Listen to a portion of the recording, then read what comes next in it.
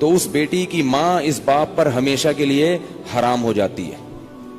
شریعت میں جو سیکچول ریلیشن ہے وہ ایک وقت میں ایک عورت کے ساتھ ہو سکتا ہے، ماں سے ہو گیا تو بیٹی سے نہیں ہو سکتا، بیٹی سے ہو گیا تو ماں سے نہیں ہو سکتا۔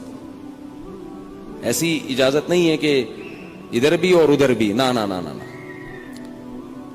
سوتیلی بیٹی جو ہے نا، قرآن نے کیا کہا ہے کہ جب کسی عورت سے نکاح ہوا تمہارا اور نکاح کے بعد اس عورت سے تمہارا سیکچول ریلیشن قائم ہو گیا تو اس عورت کی بیٹی تم پر ہمیشہ کے لیے حرام ہو گئی۔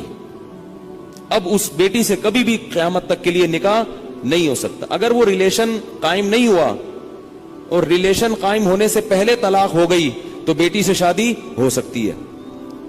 قرآن کی اس آیت سے فقہا نے، امام ابو حنیفہ نے اور ان کے شاگردوں نے اور بہت سارے تابعین نے استدلال کیا ہے کہ اسلام میں تو اس بیٹی کی ماں اس باپ پر ہمیشہ کے لیے حرام ہو جاتی ہے۔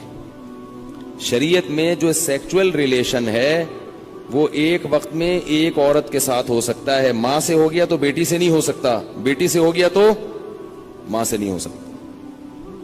ایسی اجازت نہیں ہے کہ ادھر بھی اور ادھر بھی، نہ نہ نہ نہ۔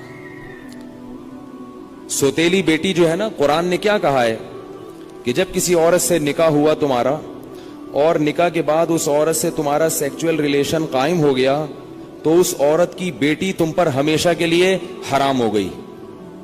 اب اس بیٹی سے کبھی بھی قیامت تک کے لیے نکاح نہیں ہو سکتا۔ اگر وہ ریلیشن قائم نہیں ہوا اور ریلیشن قائم ہونے سے پہلے طلاق ہو گئی تو بیٹی سے شادی ہو سکتی ہے۔ قرآن کی اس آیت سے فقہا نے، امام ابو حنیفہ نے اور ان کے شاگردوں نے اور بہت سارے تابعین نے استدلال کیا ہے کہ اسلام میں تو اس بیٹی کی ماں اس باپ پر ہمیشہ کے لیے حرام ہو جاتی ہے۔ شریعت میں جو سیکچول ریلیشن ہے وہ ایک وقت میں ایک عورت کے ساتھ ہو سکتا ہے، ماں سے ہو گیا تو بیٹی سے نہیں ہو سکتا، بیٹی سے ہو گیا تو ماں سے نہیں ہو سکتا۔ ایسی اجازت نہیں ہے کہ ادھر بھی اور ادھر بھی، نہ نہ نہ نہ۔ سوتیلی بیٹی جو ہے نا، قرآن نے کیا کہا ہے کہ جب کسی عورت سے نکاح ہوا تمہارا اور نکاح کے بعد اس عورت سے تمہارا سیکچول ریلیشن قائم ہو گیا تو اس عورت کی بیٹی تم پر ہمیشہ کے لیے حرام ہو گئی۔ اب اس بیٹی سے کبھی بھی قیامت تک کے لیے نکاح نہیں ہو سکتا۔ اگر وہ ریلیشن قائم نہیں ہوا اور ریلیشن قائم ہونے سے پہلے طلاق ہو گئی تو بیٹی سے شادی ہو سکتی ہے۔ قرآن کی اس آیت سے فقہا نے، امام ابو حنیفہ نے اور ان کے شاگردوں نے اور بہت سارے تابعین نے استدلال کیا ہے کہ اسلام میں